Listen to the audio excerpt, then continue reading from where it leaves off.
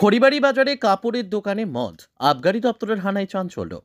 খড়িবাড়ি বাজারে একটি কাপড়ের দোকানে অবৈধ মদকে কেন্দ্র করে চাঞ্চল্যকর ঘটনা সামনে এসেছে। শুক্রবার আবগারি দপ্তরের হানায় এই তথ্য প্রকাশ পায়। স্থানীয় ব্যবসায়ীদের দাবি, জনৈক ব্যক্তি, এক কাপড় ব্যবসায়ী, হয়তো দীর্ঘদিন ধরে কাপড়ের আড়ালে গোপনে মদ বিক্রি করছিলেন। আবগারি দপ্তরের হানায় বিষয়টি সামনে আসে। প্রসঙ্গত, বছরের শুরুতে জনৈক ব্যক্তির কাপড়ের দোকান থেকে প্রায় 30,000 টাকা চুরির ঘটনা ঘটেছিল। এই ঘটনায় ব্যবসায়ীরা আতঙ্কিত হয়ে পড়েছিলেন। তবে শুক্রবারের হাটের দিন পাশাপাশি আরেকটি কাপড়ের দোকানে আবগারি দপ্তরের হানায় এই নতুন তথ্য সামনে এসে সকলকে হতবাক করেছে। স্থানীয় ব্যবসায়ী শক্তি বারুই জানান, খড়িবাড়ি বাজারে ব্লাউজের দোকানেও মদ পাওয়া গিয়েছে। পান দোকানের পাশাপাশি বাজারের বিভিন্ন জায়গায় এভাবে মদ বিক্রি হচ্ছে, যা খুবই নিন্দনীয়। ঢিলছড়া দূরত্বে খড়িবাড়ি থানা এবং দুটি হাই স্কুল দেদার এভাবে অবৈধ মদ বিক্রি হচ্ছে, তা ভাবতেই অবাক লাগে।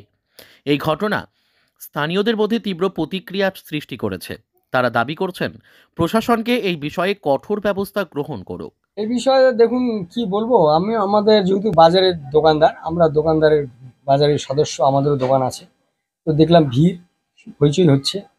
দেখলাম বাইরে থেকে আফগানি দপ্তর থেকে যারা এসছেন তারা রেড করতে আসছেন, ইনফরমেশন পেয়েছেন। তো ব্লাউজ দোকানে যে এই ধরনের অবৈধ দারু মদ এই ধরনের যে বিক্রেতা হচ্ছে, সেগুলো আমরা চোখের সামনে দেখলাম বের করলো দোকান থেকে।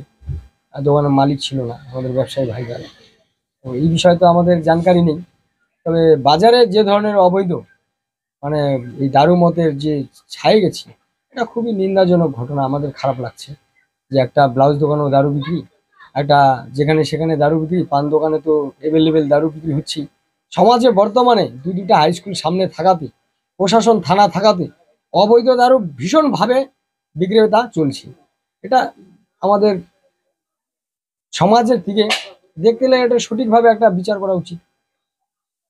ঠিক আছে, চাচ্ছি যে দেখুন, আমরা দারু বিক্রি করে তো আমাদের জীবন চলবে না, যুব সমাজ তো নষ্ট হয়ে যাচ্ছে। তো বর্তমানে যা পজিশন দেখা যাচ্ছে, 80টা দোকান থাকলে বাজারে 40টাতেই দারু বিক্রি হয়। হ্যাঁ, আর একটা লেডিস দোকানে যদি একটা দারু বিক্রি হয়, এরকম ব্লাউজ দোকানে, হ্যাঁ, সেগুলো কি ধরনের অবৈধ কাজ?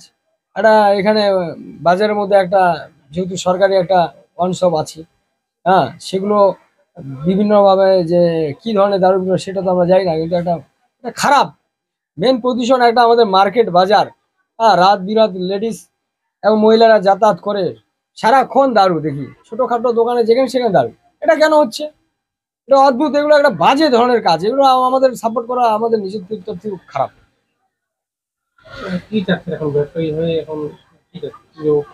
ব্যবসা সমিতি আমাদের যারা রয়েছেন দায়িত্বে, সেক্রেটারি প্রেসিডেন্ট যারা রয়েছেন, তারা নিশ্চয়ই দেখেছেন এবং তারা বলেছেন। আর এই বিষয়ে তো আমাদের ব্যক্তিগত আমরা কতটুকু কি বলবো, এটা প্রশাসনের সামনে এই ধরনের ঘটনা, তারা নিশ্চয়ই ইনফরমেশন পেয়েছে। তারা তো হাতে চুরি করে বসে নেই, বাইরে থেকে তারা রেড করছে। আর থানা পাশে থাকাকালীন থানাদের কাছে এই ধরনের ইনফরমেশন থাকবে না? এটা হতে পারে? নিশ্চয়ই এই ধরনের এরা মান্থলি দিয়ে থানাতে মানে করে রাখছে, হাত করে রাখছে, যা প্রশাসন চুপ। যেহেতু একটা আফগানি দপ্তর থেকে দারুটাকে উদ্ধার করা হয়, তো লোকাল পুলিশ এ ধরনের ব্যবস্থা কেন করবেন না? তারা অবৈধ জিনিস তো এগুলো, বাজারে 80% দারু বিক্রি চলছে, সেগুলো তাও অবৈধ ধরনের দারু, বিভিন্ন ধরনের অবৈধ দারু, যেটার কোনো মানে নেই, শিষ্টাচার নেই। ড্রাগস বিক্রি হচ্ছে ঘরে ঘরে, এই ধরনের আমরা প্রত্যেকদিন এই ধরনের দেখতেছি। যুব সমাজ, বাড়ি ঘর, ছেলে মেয়ে, বউ বাচ্চা সব মরে যাচ্ছে এই সমস্ত দুষ্কৃতির লোকদের মানে মানে অন্যায় ধরনের কাজের জন্য। দারুটা তো ছোটখাটো ঘটনা, বড় বড় ড্রাগস মাফিয়ারা এখানে আছে, তাদেরকে থানাতে ঢুকানো হচ্ছে এবং তাদেরকে পুলিশ ছেড়ে দিচ্ছে। কেন? ছোটখাটো ড্রাগস বালাতে নিয়ে যাচ্ছে, বড় মাফিয়া কারা বিক্রি করতে সব জানে, বড় বড় ডিলার আছে এখানে। এটা তো আগামী দিনে ভবিষ্যৎ আমাদের নিজের খারাপ। আমরা সুস্থভাবে আমরা দোকানদারি করতে পারবো না আগামী দিন। ড্রাগস যেভাবে ছেয়ে গেছি, ডিলারদের ধরছে না, ছোটখাটো ডিলারদের ছেড়ে দিচ্ছি, বড় ডিলারদের কাছে মান্থলিতে বেশিরভাগ এই ধরনের কাজ হয়। তাহলে এই সমস্যাটা হবে কেন? কফ সিরাপ থেকে শুরু করে আপনার কিছুদিন আগে দিনের বেলা 30,000 টাকা আমাদের কৈলাসদার দোকানে চুরি হয়ে গেল। আজকে যেখানে দারু উদ্ধার করা হলো তার পার্শ্ববর্তী দোকান।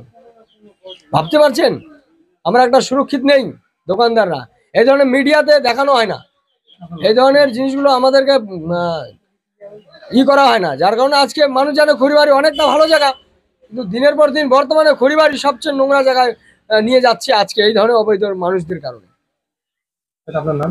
আমার নাম শক্তিজয় বারই, আমি খড়িবাড়ি ব্যবসায়ী সমিতির সদস্য।